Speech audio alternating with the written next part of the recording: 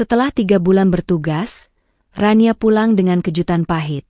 Suaminya, Arif, telah menikahi wanita lain atas suruhan ibu mertuanya. Hatinya hancur, harga dirinya terinjak. Namun, air mata berubah menjadi dendam. Dengan kecerdasan dan kesabaran, Rania menyusun rencana balas dendam yang tak terduga. Assalamualaikum warahmatullahi wabarakatuh. Kalian dari mana aja nih? Absen yuk, jangan lupa subscribe. Buat yang sudah subscribe, semoga selalu diberkahi kebaikan dan rezeki yang mengalir. Udara sore desa menyapa lembut kulitku, membawa serta aroma tanah basah sehabis hujan dan harum melati dari kebun tetangga.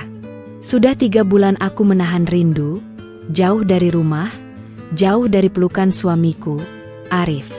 Tugasku sebagai perawat di luar kota akhirnya usai, dan kini, tak ada yang bisa menghentikanku untuk segera sampai di pelukannya. Tas jinjingku terasa ringan, seringan langkah kakiku yang tak sabar menjejak halaman rumah sederhana kami. Senyum mengembang di bibirku, membayangkan wajah Arif yang pasti akan kaget sekaligus bahagia melihat kepulanganku yang mendadak. Aku sengaja tidak memberinya kabar, ingin memberinya kejutan terindah. Sepanjang perjalanan di dalam angkutan umum yang berliku-liku melewati persawahan hijau, pikiranku penuh dengan rencana-rencana kecil untuk menghabiskan waktu bersamanya. Memasak makanan kesukaannya, mendengarkan cerita-cerita lucunya, atau sekadar berpelukan hangat di beranda rumah sambil menikmati teh manis. Rasanya baru kemarin kami bercanda tentang seberapa lama aku harus pergi, dan kini waktu itu telah berlalu, membawa kami kembali bertemu. Aku yakin, Arif pasti merindukanku tak kalah hebatnya. Namun, saat kakiku menginjak batas desa, ada sesuatu yang terasa ganjil.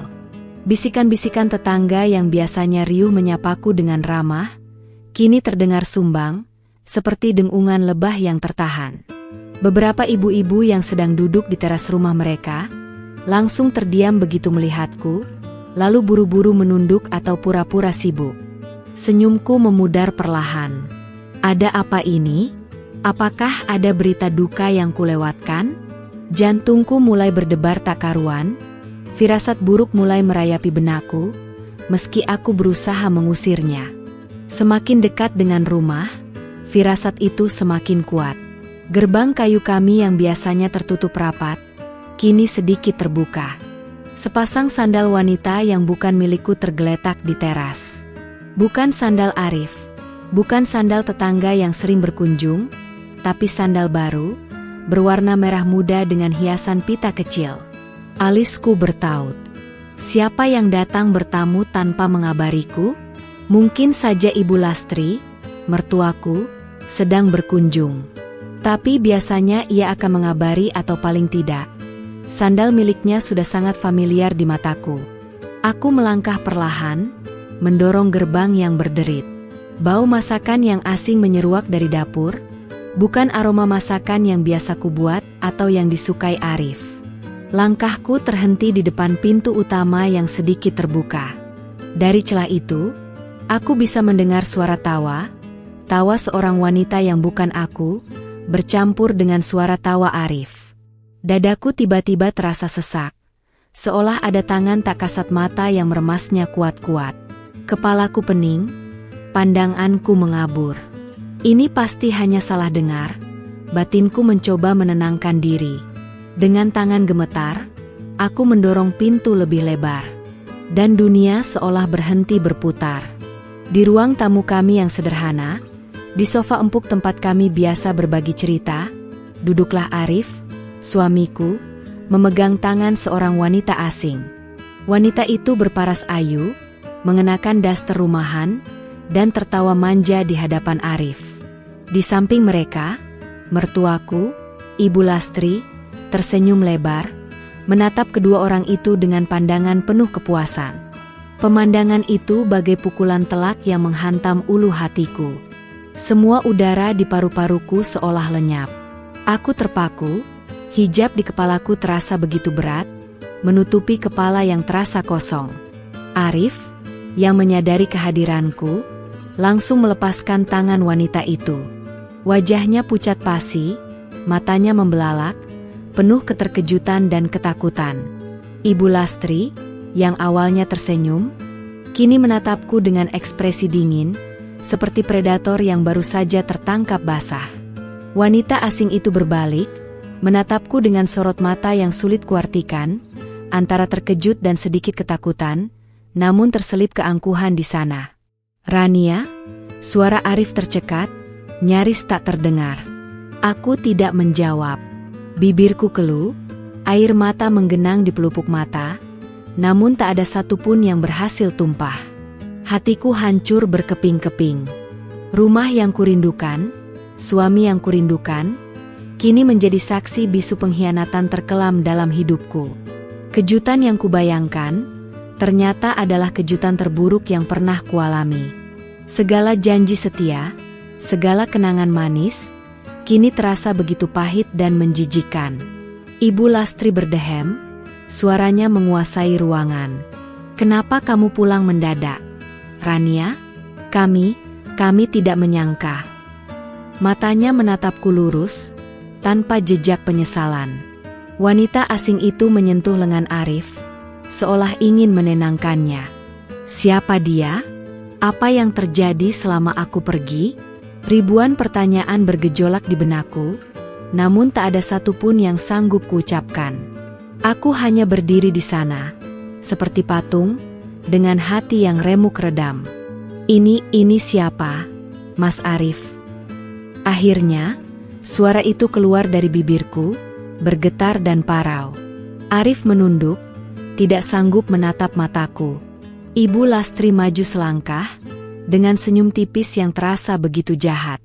"Dia istri barumu, Rania."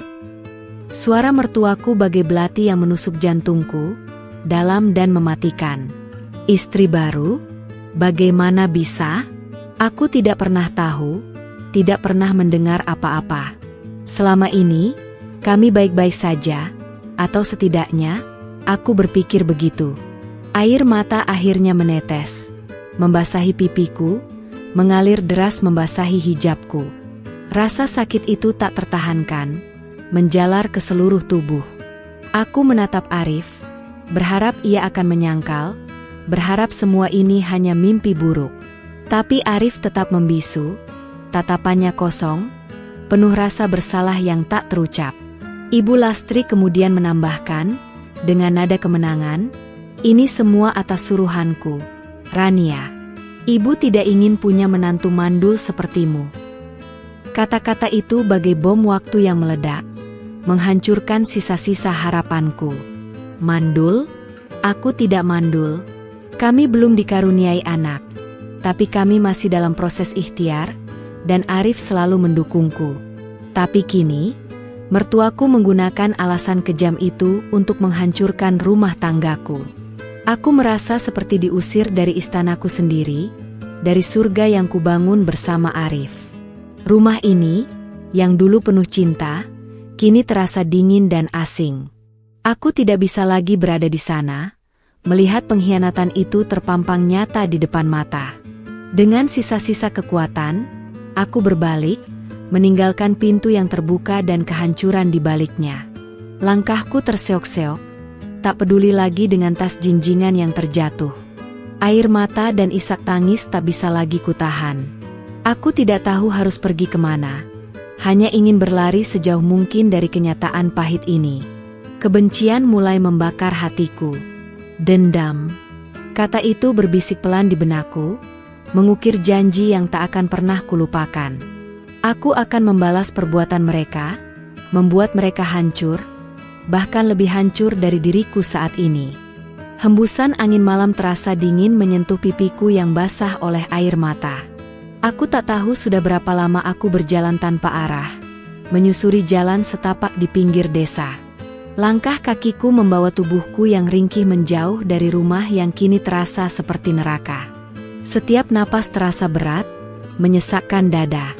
Bagaimana bisa semua ini terjadi? Pertanyaan itu terus berputar di kepalaku, tanpa menemukan jawaban yang sanggup ku mengerti. Hatiku sakit, teramat sakit, seolah dicabik-cabik oleh 1000 pisau. Akhirnya, kakiku berhenti di depan sebuah rumah kecil di ujung desa, rumah Bibi Salmah. Beliau adalah kerabat jauh yang tinggal sendiri, seorang wanita tua yang baik hati dan bijaksana. Aku mengetuk pintu dengan tangan bergetar, dan tak lama, Bibi Salmah membuka pintu dengan wajah khawatir. Begitu melihatku, matanya membelalak, dan ia segera menarikku masuk. Tanpa banyak bertanya, ia memelukku erat, seolah tahu betapa hancurnya aku saat itu. Pelukan hangat itu membuat tangisku pecah lagi, tumpah ruah di bahunya. Aku menceritakan semua yang terjadi, antara isak tangis dan napas terputus-putus. Bibi Salmah mendengarkan dengan sabar, sesekali mengelus punggungku. Ada kemarahan di matanya saat mendengar perlakuan mertuaku dan pengkhianatan Arif. Beliau menenangkanku, memberiku teh hangat, dan menyiapkan tempat tidur sederhana. Malam itu, aku tidak bisa tidur. Pikiranku terus-menerus memutar ulang adegan di rumah, wajah Arif yang pucat, senyum jahat Ibu Lastri, dan tatapan angkuh wanita asing itu. Setiap detik terasa menyiksa.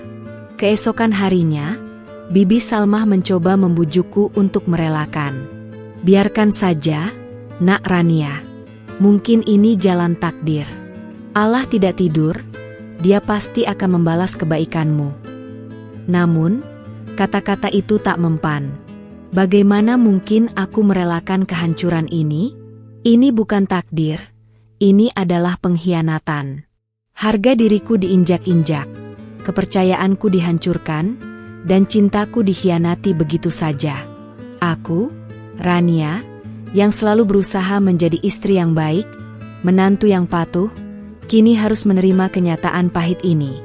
Selama beberapa hari, aku hanya berdiam diri di rumah Bibi Salmah. Namun, telingaku tidak bisa tuli dari bisikan-bisikan desa yang mulai terdengar. Kabar pernikahan Arif sudah menyebar luas. Beberapa tetangga datang berkunjung, menyampaikan simpati. Dari mereka, aku mulai mengumpulkan kepingan informasi tentang wanita itu. Namanya Laras, seorang janda muda dari desa seberang yang baru beberapa bulan pindah ke desa kami. Dia dikenal ramah, pandai merias diri, dan sering terlihat di rumah Ibu Lastri sebelum aku pulang. Setiap cerita tentang Laras, setiap bisikan tentang betapa cepatnya Arif berpaling, hanya menambah luka di hatiku. Tapi luka itu perlahan tidak lagi hanya menghasilkan air mata, melainkan membakar amarah yang membara. Aku teringat bagaimana Ibu Lastri selalu bersikap dingin kepadaku, selalu membanding-bandingkan aku dengan wanita lain yang lebih kaya atau lebih cantik. Dulu, aku selalu berusaha sabar, menganggap itu sebagai bentuk kasih sayang seorang ibu mertua. Tapi kini, aku tahu, semua itu adalah bagian dari rencana jahatnya. Bahkan di hari pernikahanku dengan Arif dulu, Ibu Lastri tak pernah sepenuhnya menerimaku. Ada saja komentar pedas yang dilontarkannya, entah tentang masakan atau caraku berpakaian. Aku selalu mengira, seiring berjalannya waktu, ia akan luluh. Ternyata aku salah. Ia semakin menjadi-jadi, bahkan berani melakukan hal sekejam ini.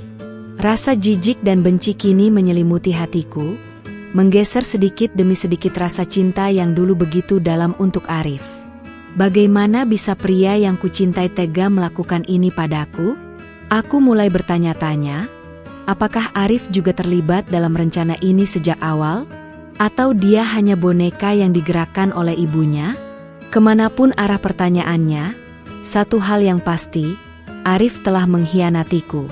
Ia memilih wanita lain di belakangku, saat aku berjuang demi masa depan kami. Ia membiarkan ibunya menghinaku, bahkan menyuruhku pergi. Ini adalah pengkhianatan yang tak termaafkan. Hatiku mengeras, tekad untuk membalas dendam semakin bulat. Aku harus melakukan sesuatu, tidak bisa hanya berdiam diri meratapi nasib. Aku mulai merencanakan. Balas dendamku tidak akan instan, tidak akan frontal. Aku akan menyerang mereka dari belakang, perlahan tapi pasti, merusak reputasi mereka, menghancurkan kehidupan mereka, seperti mereka menghancurkan kehidupanku. Aku akan menggunakan kecerdasanku, kesabaranku, dan pengetahuan tentang desa ini untuk membalas mereka. Mungkin aku tidak punya harta banyak, tapi aku punya akal dan dukungan dari orang-orang yang mengenalku. Aku akan membuat mereka merasakan apa yang kurasakan, kehancuran yang tak terperi. Matahari mulai terbenam, mewarnai langit dengan jingga. Aku duduk di beranda rumah Bibi Salmah, memandang jauh ke arah rumahku yang kini dihuni oleh orang lain. Bibirku bergetar, bukan lagi karena tangis, tapi karena janji yang terucap dalam hati. Aku tidak akan menangis lagi. Air mataku sudah kering. Sekarang giliran mereka yang akan merasakan dinginnya air mata penyesalan. Aku akan membuktikan bahwa wanita berhijab ini, yang dianggap lemah dan mandul, bisa menjadi badai yang menghancurkan. Dendam ini akan menjadi bahan bakar terkuatku. Bibi Salmah melihat perubahan dalam diriku. Wajahnya khawatir, namun ia tidak lagi mencoba membujukku. Ia tahu, ada tekad yang sangat kuat terpancar dari mataku. Aku akan memulai dari hal-hal kecil. Mengumpulkan informasi lebih banyak, mencari celah, dan merancang strategi yang matang. Aku akan membalas semua perbuatan mereka, satu persatu, hingga mereka benar-benar hancur dan tidak punya apa-apa lagi. Ini adalah janji Rania. Janji yang akan kupenuhi, apapun risikonya. Minggu-minggu berikutnya, aku mulai bergerak dalam senyap. Rumah Bibi Salmah menjadi markas kecilku. Aku tidak lagi mengurung diri. Sebaliknya, aku mulai berinteraksi dengan tetangga, datang ke pengajian, dan mengunjungi warung Bu Waridah, pusat gosip di desa. Bukan untuk meratapi nasib atau menjelekan mereka secara terang-terangan, melainkan untuk mengumpulkan informasi. Aku menyapa mereka dengan senyum tipis, menunjukkan wajah yang tegar meski hati masih berdarah. Banyak yang bersimpati padaku, dan dari obrolan ringan, aku mendapatkan banyak hal. Dari obrolan itu, aku menemukan beberapa hal tentang Laras. Ternyata, dia adalah janda dari seorang juragan tanah di desa seberang. Juragan itu meninggal mendadak beberapa bulan lalu, dan Laras datang ke desa kami setelah menjual semua aset peninggalan suaminya. Laras dikenal boros, suka pamer perhiasan, dan gaya hidupnya jauh berbeda dari wanita desa pada umumnya. Ibu Lastri, mertuaku, sering terlihat berdua dengan Laras, belanja di pasar, atau sekadar berbincang akrab di teras rumah. Semakin jelas bagiku bahwa semua ini sudah direncanakan matang. Aku juga menemukan bahwa Laras memiliki adik laki-laki yang punya reputasi kurang baik di desa asalnya, sering terlibat utang dan perjudian. Informasi ini, meskipun kecil, terasa seperti kepingan puzzle yang mulai pas. Aku memutuskan untuk memulai strategiku dari sini. Aku tidak akan langsung menyerang mereka, tapi akan menyebar bibit-bibit keraguan dan kecurigaan. Gosip adalah senjata paling ampuh di desa. Aku akan menggunakannya secara bijaksana. Aku mulai menyebarkan cerita tentang seorang wanita dari desa seberang yang datang ke desa kami, yang, secara kebetulan, bertemu dengan seorang ibu yang kesulitan mencari menantu yang bisa memberinya cucu. Aku tidak menyebut nama Laras atau Ibu Lastri, tapi aku memberikan detail yang cukup untuk membuat para pendengar mencurigai siapa yang kubicarakan. Para ibu-ibu di warung Bu Waridah mulai berbisik-bisik. Wajah mereka penuh spekulasi. Aku hanya tersenyum tipis, pura-pura tidak tahu apa-apa, lalu beralih ke topik lain. Reaksi pertama terlihat dari Ibu Lastri. Beberapa hari kemudian, saat aku sedang membantu Bibi Salmah menjemur pakaian di halaman, aku melihat Ibu Lastri lewat di depan rumah kami. Ia biasanya akan menatapku dengan angkuh atau pura-pura tidak melihat. Tapi kali ini, ia melirikku sekilas, lalu bergegas pergi, wajahnya sedikit keruh. Laras juga mulai jarang terlihat di warung Bu Waridah. Mungkin mereka sudah mendengar desas-desus yang kusebarkan. Ini awal yang bagus. Mereka mulai merasa tidak nyaman. Suatu sore, Aku berkesempatan bertemu langsung dengan Laras di jalan desa. Aku sedang dalam perjalanan pulang dari masjid setelah salat Asyar. Ia berjalan dengan anggun, mengenakan pakaian rapi dan perhiasan berkilauan. Arif tidak bersamanya. Mata kami bertemu. Laras tampak terkejut, namun dengan cepat ia memasang senyum tipis, yang terasa hambar. "Pulang, Rania?" Suaranya lembut, namun matanya memancarkan sinyal permusuhan yang jelas. Aku membalas senyumnya, lebih tipis dan lebih dingin. "Sepertinya begitu, Bu Laras. Rumah saya memang di sini." Aku menekankan kata "saya" dan "di sini", seolah mengingatkannya siapa pemilik sah rumah itu. Wajah Laras sedikit menegang, senyumnya memudar. Aku tidak menunggu jawabannya, langsung melewatinya begitu saja, meninggalkan dia termangu di tengah jalan. Aku ingin dia tahu, aku tidak lemah, dan aku tidak akan menyerah begitu saja. Strategi selanjutnya adalah memengaruhi mata pencarian Arif.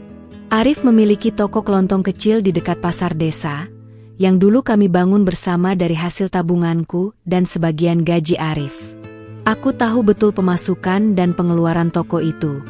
Aku mulai menyebarkan informasi halus bahwa barang-barang di toko Arif agak lebih mahal dari warung lainnya, atau kualitasnya menurun.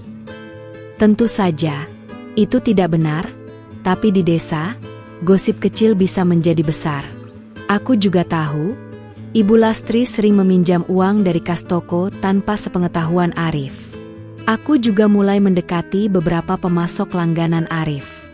Bukan untuk menjatuhkannya, tapi untuk menanyakan apakah ada perubahan dalam sistem pembayaran atau pengiriman. Pertanyaan-pertanyaan itu, meskipun polos, akan menimbulkan kecurigaan di benak pemasok. Mereka mungkin akan lebih hati-hati dalam memberikan kredit atau barang ke toko Arif. Aku ingin melihat Arif kesulitan, merasakan bagaimana rasanya terpojok dan tidak punya apa-apa. Mereka, Arif, Laras, dan Ibu Lastri, masih terlalu percaya diri. Mereka pikir aku akan meratap dan pergi begitu saja. Tapi mereka salah. Aku adalah Rania, seorang wanita berhijab yang mungkin terlihat lemah, tapi memiliki tekad sekuat baja. Aku akan membuat mereka merasakan pahitnya konsekuensi dari perbuatan mereka. Aku akan membalas dendam ini dengan cara yang paling efektif, paling menyakitkan, dan paling tidak terduga. Ini baru permulaan. Desa kami adalah sarang gosip yang subur, dan aku sangat tahu cara menanam benih di sana. Setelah insiden pertemuan dengan Laras, aku semakin gencar melancarkan permainan pikiranku. Aku mulai rajin ikut pengajian ibu-ibu setiap Jumat sore, tempat di mana informasi paling cepat menyebar. Di sana, aku akan menceritakan kisah-kisah fiktif tentang seorang wanita malang yang ditinggalkan suaminya karena godaan harta dan hasutan mertua. Tentu saja, aku tidak pernah menyebut nama. Namun, detail-detail yang kuberikan cukup untuk membuat para ibu-ibu mengarahkan pandangan mereka pada keluarga Arif. Aku akan memulai cerita dengan nada sendu. "Kasihan sekali ya, Bu, ada kejadian di desa seberang. Seorang istri sah diceraikan karena suaminya tergoda harta wanita lain. Padahal istrinya sudah berbakti." Lalu, dengan sedikit jeda dan tatapan mata yang penuh makna, aku akan melanjutkan, "Kabarnya sih, ada campur tangan orang tua juga di baliknya. Ibu mertuanya yang menghasut." Para ibu-ibu akan langsung saling pandang, berbisik-bisik, dan tatapan mereka akan sesekali melirik ke arah rumah Arif. Aku hanya akan menghela napas panjang, seolah sedih atas cerita itu, dan mengucap istighfar. Tekanan sosial ini mulai menunjukkan dampaknya. Ibu Lastri yang dulu sering terlihat mondar-mandir di desa dengan wajah angkuh, kini lebih sering berdiam diri di rumah. Sesekali, aku melihatnya berbelanja di warung, wajahnya masam, dan ia tidak lagi berani mengangkat kepala saat berpapasan dengan tetangga. Laras juga demikian. Ia jarang terlihat di luar rumah, dan jikapun keluar, ia akan cepat-cepat kembali, menghindari tatapan penasaran dan bisikan-bisikan orang. Mereka mulai merasa terasing di desa yang dulu mereka kuasai. Suatu pagi, aku mendengar suara pertengkaran kecil dari rumah Arif. Bukan pertengkaran besar, hanya adu mulut antara Arif dan Ibu Lastri. Bibi Salmah yang kebetulan sedang menyapu halaman, bercerita padaku bahwa Ibu Lastri kesal karena Arif sering ditanya-tanya tetangga tentang pernikahannya. Katanya, Arif ditanya kenapa buru-buru menikah lagi, apa Rania mandul beneran? Kata Bibi Salmah sambil tersenyum tipis, seolah tahu semua ini adalah ulahku. Aku hanya mengangguk, hati kecilku merasa sedikit puas. Keretakan mulai muncul di antara mereka. Selain tekanan sosial, aku juga mulai menyerang sisi finansial Arif. Toko kelontong Arif adalah satu-satunya sumber pendapatan utama mereka. Aku tahu, sejak aku tidak ada, Ibu Lastri dan Laras sering mengambil uang dari kas toko untuk keperluan pribadi mereka. Aku memanfaatkan informasi ini. Aku mulai mendatangi beberapa langganan setia toko Arif, bukan untuk menjelekkan, tapi untuk menawarkan barang yang sama dengan harga sedikit lebih murah. Aku punya beberapa kenalan pedagang grosir di kota yang bisa memberiku harga khusus. Bu, kalau mau belanja kebutuhan pokok, ke warung teman saya saja. Harga lebih murah, kualitas sama, kataku pada Bu Ida, salah satu tetangga yang sering berbelanja di toko Arif. Aku tidak memaksa, hanya memberikan pilihan. Perlahan, pelanggan toko Arif mulai berkurang. Pemasok juga mulai menagih pembayaran lebih sering, karena Arif sering terlambat melunasi. Aku tahu, Ibu Lastri sering menghabiskan uang toko untuk membeli perhiasan atau mengadakan arisan. Arif mulai terlihat cemas. Aku melihatnya sesekali duduk termenung di depan tokonya yang sepi. Wajahnya yang dulu selalu ceria kini terlihat lesu. Laras, yang terbiasa hidup nyaman, mulai mengeluh tentang keuangan yang menipis. Aku mendengar dari para tetangga, Laras sering mendesak Arif untuk mencari pekerjaan lain atau meminjam uang dari Ibu Lastri. Tapi Ibu Lastri juga mulai kesulitan, karena uang tabungannya sudah banyak terkuras untuk biaya pernikahan Arif dan Laras yang mewah itu. Aku tetap menjaga citra diriku sebagai wanita yang sabar dan terzalimi. Jika berpapasan dengan Ibu Lastri atau Laras, aku akan tersenyum tipis dan menyapa dengan sopan. Seolah-olah aku tidak punya masalah dengan mereka. Sikapku yang tenang dan santun ini semakin membuat masyarakat bersimpati padaku, sekaligus membuat mereka makin gerah. Mereka tidak bisa menuduhku melakukan apa-apa, karena aku tidak pernah berbicara buruk tentang mereka secara langsung. Semua adalah desas-desus yang menyebar dengan sendirinya. Melihat kehancuran kecil yang mulai terjadi, aku merasakan kepuasan yang dingin. Ini bukan lagi tentang air mata dan kesedihan, melainkan tentang strategi dan perhitungan. Mereka telah memilih untuk menghancurkan hidupku, dan kini, aku akan membalasnya. Ini baru permulaan, panggung drama ini masih panjang. Aku akan memastikan mereka merasakan setiap tetes kepahitan yang pernah kualami. Setelah tekanan sosial dan finansial mulai merenggut kenyamanan mereka, aku melangkah ke tahap selanjutnya, membongkar rahasia. Aku tahu, Laras memiliki adik laki-laki bernama Rio yang sangat bermasalah di desa asalnya. Aku juga tahu, Rio memiliki utang judi yang cukup besar dan sedang dikejar-kejar rentenir. Laras, untuk membantu adiknya, diam-diam menggunakan uang hasil penjualan aset almarhum suaminya, yang seharusnya menjadi hak waris anaknya, untuk melunasi utang Rio. Ini adalah kelemahan fatal yang bisa kujadikan senjata. Aku mencari cara untuk menyebarkan informasi ini secara anonim. Aku menulis sebuah surat, bukan surat kaleng biasa, tapi surat yang didesain sedemikian rupa agar terlihat seperti dari pihak yang peduli dengan masa depan anak Laras.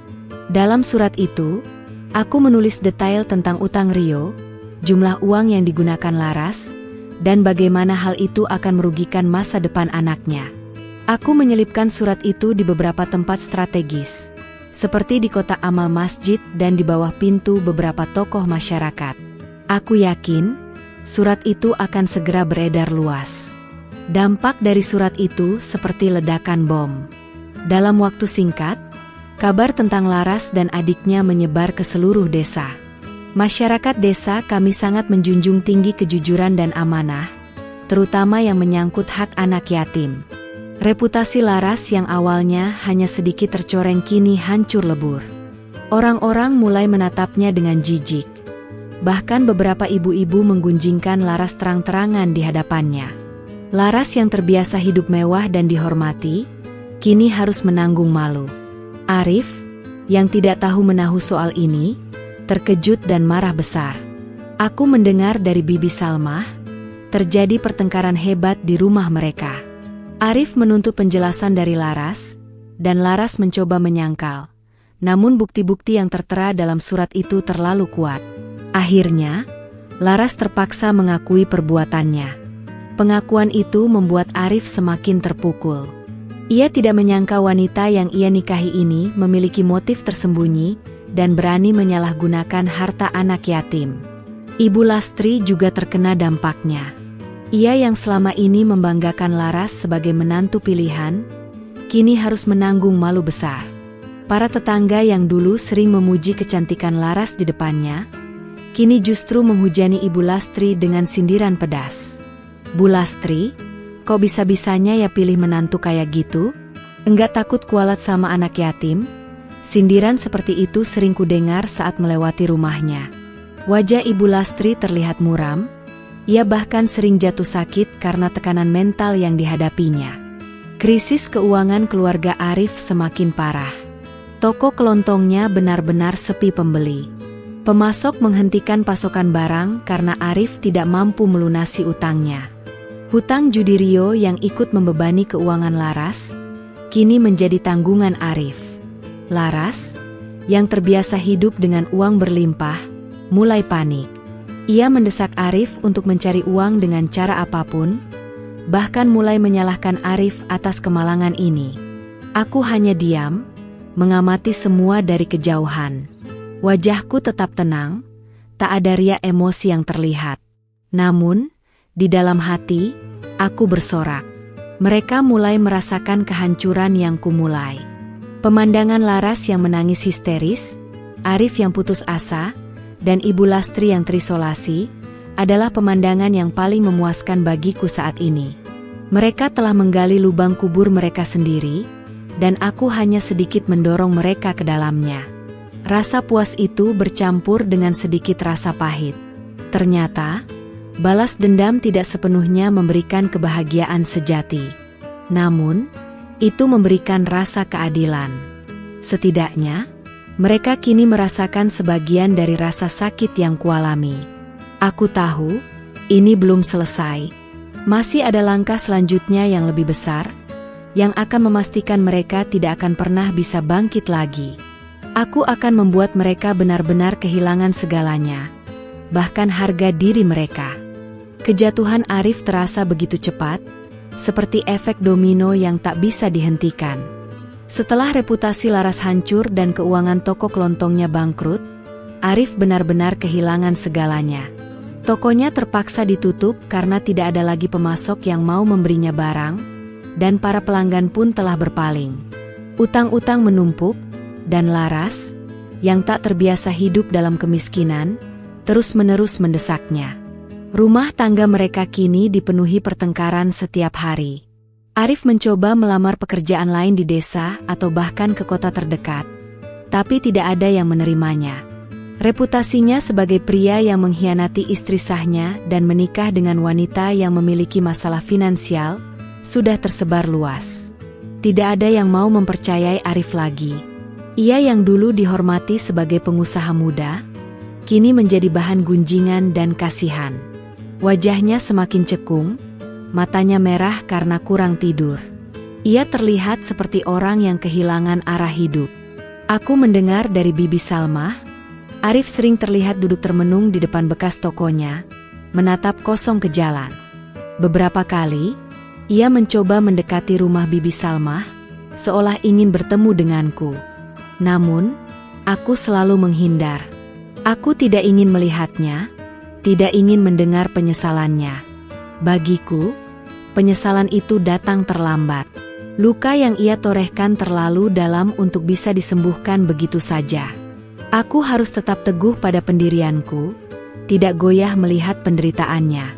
Laras, yang awalnya terlihat mencintai Arif, kini menunjukkan sifat aslinya yang egois dan materialistis. Ia sering melontarkan kata-kata pedas kepada Arif, menyalahkan suaminya atas kemiskinan yang mereka alami. Untuk apa menikahimu kalau hanya jadi miskin begini? Mas, harusnya kau kaya seperti dulu, teriak Laras suatu hari, yang kudengar dari balik pagar rumah Bibi Salmah.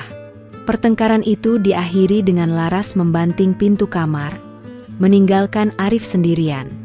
Ibu Lastri, yang dulu begitu membanggakan Laras, kini tak berdaya.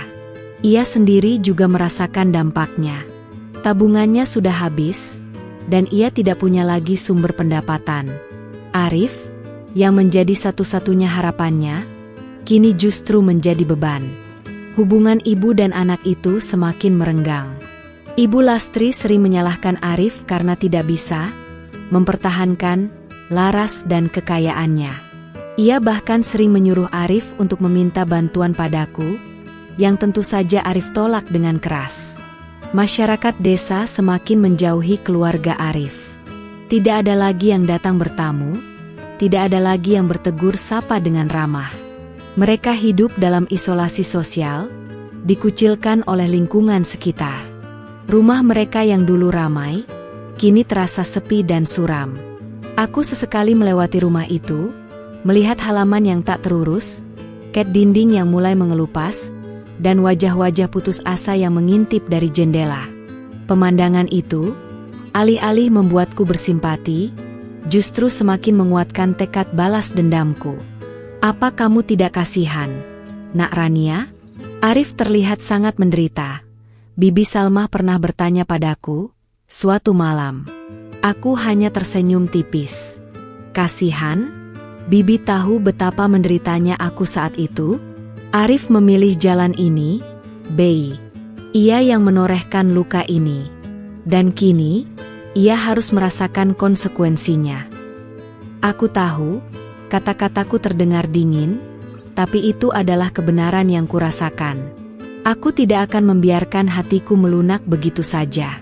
Arif yang dulunya selalu gagah, kini terlihat bungkuk, seperti menanggung beban berat di pundaknya. Aku melihatnya suatu kali berjalan sendirian di pinggir sawah, dengan pakaian lusuh dan rambut acak-acakan.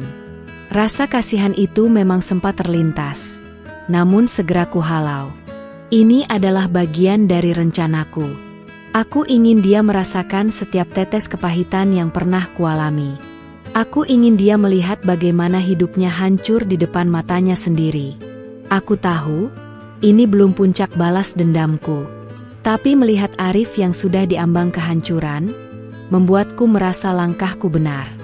Ia harus tahu bahwa pengkhianatan memiliki harga yang sangat mahal. Dan harga itu akan ia bayar dengan seluruh hidupnya. Setelah Arif benar-benar terpuruk, giliranku untuk memberikan pukulan terakhir pada Ibu Lastri dan Laras. Mereka tidak akan luput dari rencana balas dendamku. Puncak kehancuran rumah tangga Arif dan Laras akhirnya tiba. Suatu pagi yang cerah, kudengar kabar dari tetangga bahwa Laras telah meninggalkan Arif. Ia membawa serta beberapa barang berharga dan menghilang tanpa jejak. Konon, ia kembali ke kota asalnya, mencari pria lain yang lebih kaya. Arif, yang sudah rapuh, semakin terpuruk. Ia tidak menyangka Laras akan meninggalkannya begitu saja setelah semua kesulitan yang mereka hadapi.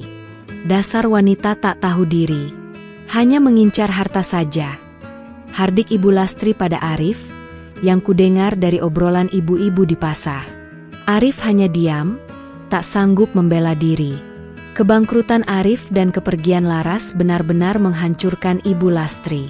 Ia yang selama ini sangat membanggakan Arif, kini harus menelan pil pahit. Anak laki-lakinya yang dulu jadi kebanggaan desa, kini menjadi pecundang yang ditinggalkan istri dan bangkrut. Kondisi Ibu Lastri semakin memburuk. Ia sering terlihat murung, makan tak teratur, dan jarang keluar rumah. Wajahnya pucat, badannya semakin kurus. Para tetangga yang dulu sering menjenguknya, kini menghindar. Nama Ibu Lastri sudah terlanjur tercoreng di desa karena perlakuan kejamnya terhadapku dan skandal laras. Ia yang dulu selalu ingin menjadi pusat perhatian, kini hidup dalam isolasi, tak ada lagi yang mau mendekatinya. Ia bahkan sulit mendapatkan bantuan saat ia sakit karena semua orang menjauhinya. Beberapa kali, aku melihat Arif mencoba mencari uang dengan menjadi buruh harian di kebun tetangga. Ia yang dulu selalu rapi dan berwibawa, kini terlihat mengenaskan dengan pakaian kotor dan tubuh yang bau keringat. Ibu Lastri yang melihat anaknya bekerja keras seperti itu, semakin menyalahkan diri sendiri. Ia bahkan pernah mendatangi rumah Bibi Salmah, ingin bertemu denganku. Bibi Salmah menceritakan bahwa Ibu Lastri menangis dan memohon agar aku mau kembali pada Arif. Nak Rania, ibu mohon kasihanilah Arif. Dia benar-benar hancur. Kembalilah, nak. Maafkan segala kesalahan ibu, kata Bibi Salmah menirukan ucapan Ibu Lastri dengan wajah iba. Aku hanya menggelengkan kepala. Bei, ini bukan lagi soal maaf. Ini soal keadilan. Mereka telah menabur, dan kini mereka menuai hasilnya. Aku tidak akan kembali. Hatiku tidak tergerak sedikit pun. Aku telah berjanji untuk membuat mereka hancur, dan ini adalah bagian dari janji itu.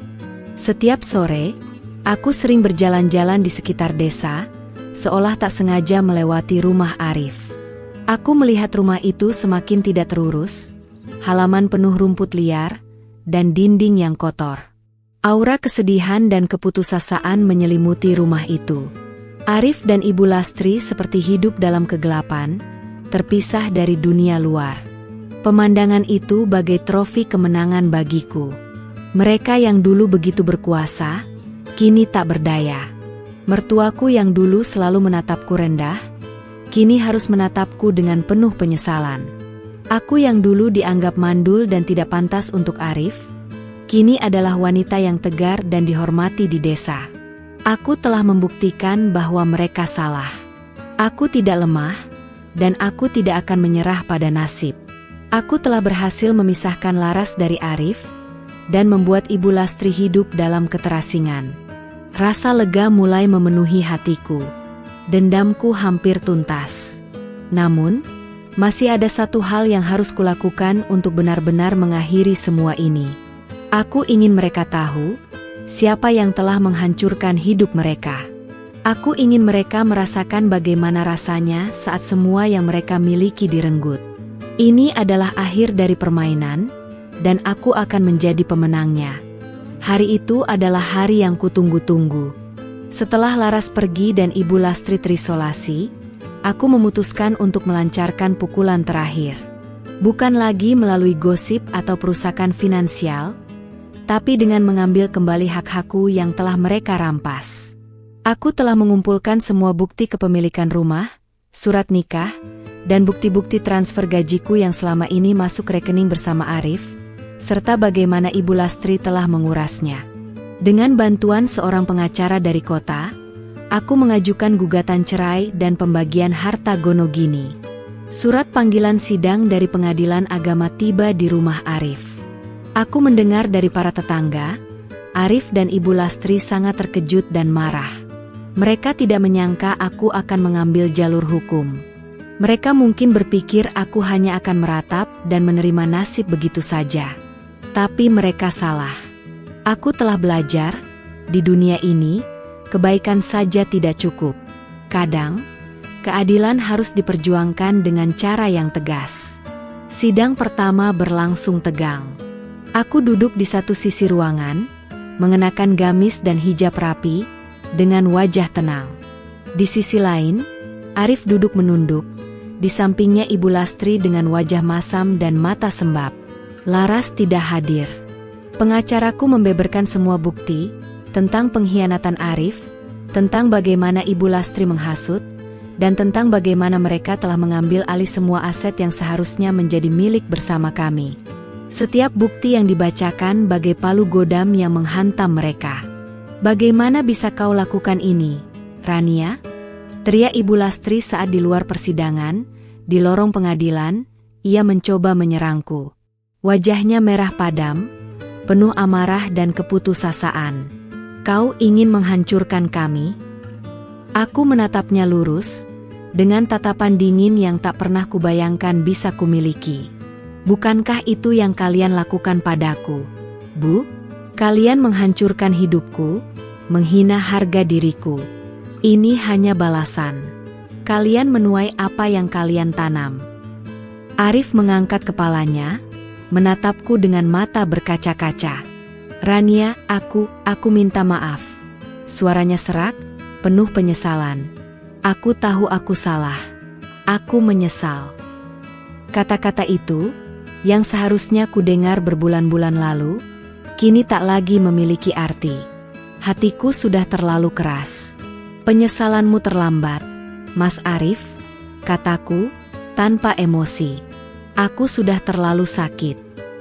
Aku berbalik, meninggalkan mereka yang terdiam, hancur di hadapanku.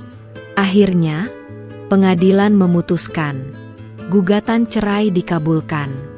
Hak atas rumah dan sebagian besar tabungan kami, yang telah dikuras Ibu Lastri, dikembalikan kepadaku. Arif dan Ibu Lastri tidak punya apa-apa lagi. Mereka harus meninggalkan rumah itu, karena kini rumah itu adalah milikku sepenuhnya. Mereka terpaksa tinggal di sebuah gubuk reot di pinggir desa, jauh dari keramaian, hidup dalam kemiskinan dan isolasi yang total. Ini adalah puncak balas dendamku. Melihat mereka yang benar-benar hancur, tidak memiliki apa-apa, bahkan harga diri pun sudah hilang, aku merasakan kepuasan yang luar biasa. Dendamku telah terbalaskan sepenuhnya. Namun, anehnya, setelah semua ini, tidak ada kebahagiaan yang meluap-luap. Yang ada hanyalah sebuah kehampaan. Seperti balon yang kempis setelah isinya dikeluarkan. Aku telah meraih kemenangan, tapi dengan bekas luka yang mendalam di hati. Malam itu, aku duduk di teras rumahku sendiri, rumah yang kini kembali menjadi milikku. Bulan purnama bersinar terang, menerangi desa yang sunyi. Kenangan manis bersama Arif dulu, kenangan saat kami membangun rumah ini dengan susah payah, tiba-tiba muncul di benakku. Aku menghela napas panjang. Balas dendam memang telah terwujud, tapi itu tidak akan mengembalikan masa lalu. Aku telah memenangkan perang, tapi aku telah kehilangan bagian dari diriku sendiri dalam prosesnya. Air mata kembali menetes, bukan karena sakit atau dendam, tapi karena melepaskan. Melepaskan semua luka, semua kemarahan, dan semua beban yang selama ini kupanggul. Aku telah menjadi wanita yang berbeda, lebih kuat, lebih tegar, namun juga lebih dingin. Desa kami kini mengenang kisah Rania, seorang wanita yang bangkit dari keterpurukan dan membalaskan dendamnya.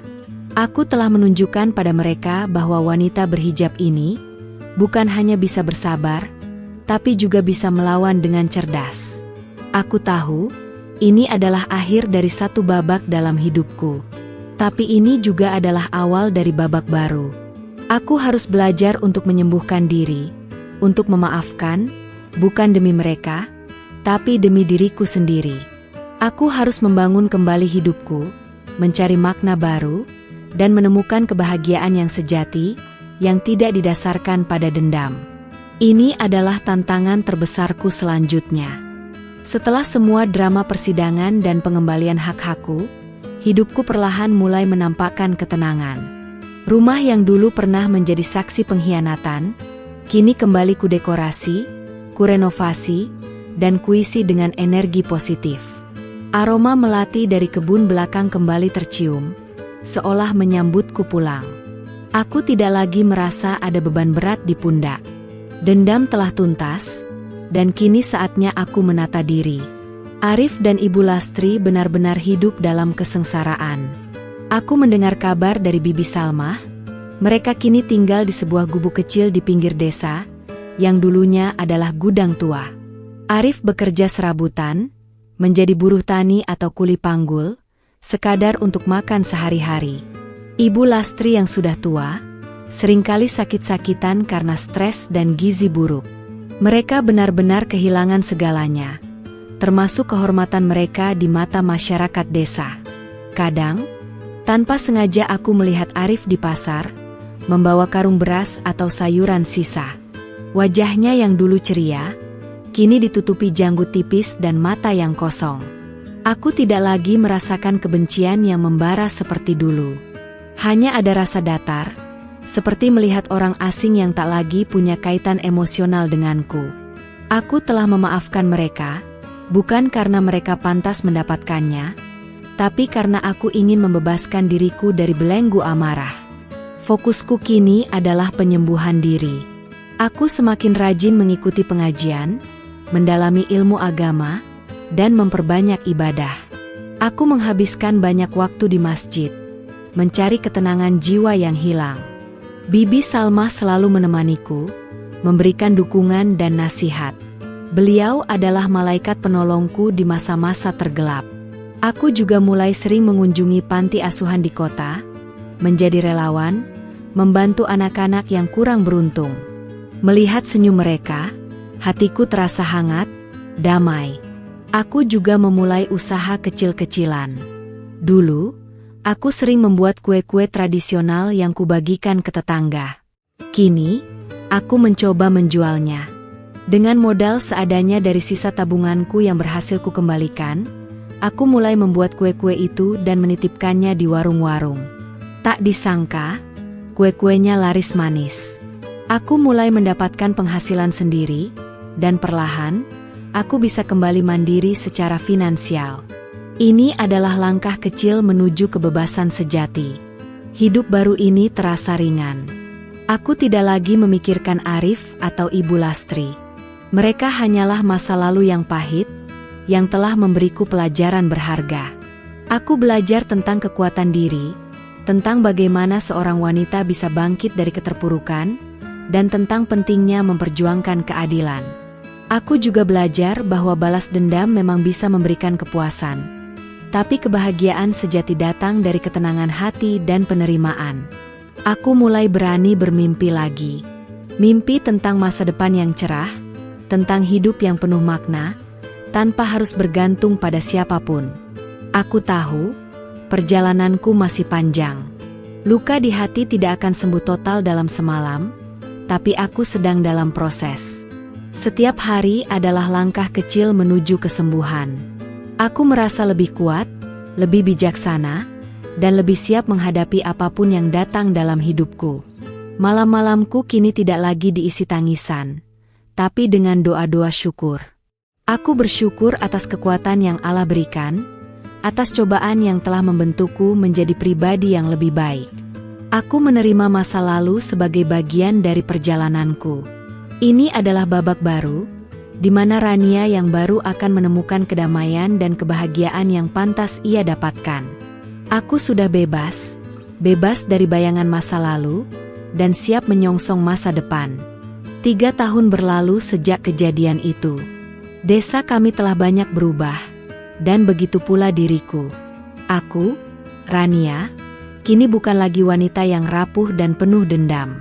Aku adalah seorang pengusaha kue sukses dengan toko sendiri di pusat desa. Kue-kueku terkenal seantero desa, bahkan sampai ke desa-desa tetangga. Aku mempekerjakan beberapa ibu-ibu di desa, membantu mereka mendapatkan penghasilan. Hidupku kini penuh berkah dan kebaikan. Rumahku yang dulu sepi, kini ramai dengan tawa. Aku sering mengundang anak-anak yatim dari panti asuhan untuk bermain di halaman, atau mengadakan acara pengajian rutin di teras. Aku menemukan kebahagiaan sejati dalam berbagi dan memberi. Kerudungku masih membingkai wajahku dengan anggun, namun kini ada ketenangan dan cahaya terpancar dari dalamnya. Aku telah menemukan kedamaian dalam diriku, sebuah kedamaian yang tak bisa dibeli dengan harta atau balas dendam. Arif dan Ibu Lastri masih tinggal di gubuk reot mereka. Kondisi mereka tidak banyak berubah, bahkan mungkin semakin memburuk. Aku sesekali mendengar kabar mereka dari orang-orang. Arif semakin kurus, Ibu Lastri semakin sakit-sakitan. Mereka hidup dalam kemiskinan dan keterasingan, konsekuensi dari perbuatan mereka. Aku tidak lagi membenci mereka, tidak juga bersimpati. Mereka hanyalah cerminan dari masa lalu yang tak ingin kuingat terlalu dalam. Aku telah memaafkan mereka, bukan untuk mereka, tapi untuk kebebasan jiwaku sendiri. Aku memang belum menikah lagi. Fokusku adalah membangun kembali hidupku dan menemukan kebahagiaan yang tulus. Ada beberapa pria yang mencoba mendekatiku, pria-pria baik yang menawarkan cinta dan kenyamanan. Namun, aku tidak terburu-buru. Aku percaya, jika memang ada jodoh, Allah pasti akan mengirimkannya di waktu yang tepat. Aku ingin memastikan hatiku benar-benar sembuh, dan aku bisa memberikan cinta yang tulus, tanpa bayangan masa lalu. Suatu sore, saat aku sedang menutup toko, seorang pria gagah dan santun datang menghampiriku. Dia adalah seorang guru agama dari kota yang kebetulan sedang berkunjung ke desa kami untuk mengisi pengajian. Namanya Azam. Kami berbincang santai, dan aku merasakan kenyamanan yang berbeda. Ada ketulusan di matanya, dan ia menghargaiku sebagai seorang wanita yang mandiri dan beriman. Mungkin, ini adalah awal dari babak baru dalam kisah cintaku. Kisah Rania, seorang wanita berhijab yang hancur karena pengkhianatan suami dan mertua, namun bangkit dengan kekuatan dendam yang kemudian berubah menjadi kekuatan kebaikan, kini menjadi legenda di desa. Banyak ibu-ibu yang datang kepadaku, meminta nasihat, atau sekadar berbagi cerita. Aku selalu mengatakan pada mereka, wanita itu kuat. Jangan pernah menyerah pada nasib. Keadilan akan datang, entah dengan cara kita sendiri, atau dengan cara Allah. Hidup adalah sebuah perjalanan yang penuh liku. Aku telah melewati badai terhebat dalam hidupku, dan kini aku berdiri tegak. Dendam memang telah usai, namun pelajaran darinya akan selalu ada. Aku belajar bahwa kekuatan sejati bukan hanya tentang membalas rasa sakit, tapi tentang kemampuan untuk bangkit, memaafkan, dan menemukan kebahagiaan yang tulus dalam diri sendiri. Ini adalah babak baru Rania, yang penuh harapan, kebaikan, dan keberanian. Aku siap menyongsong masa depan, dengan hati yang damai dan senyum yang tulus.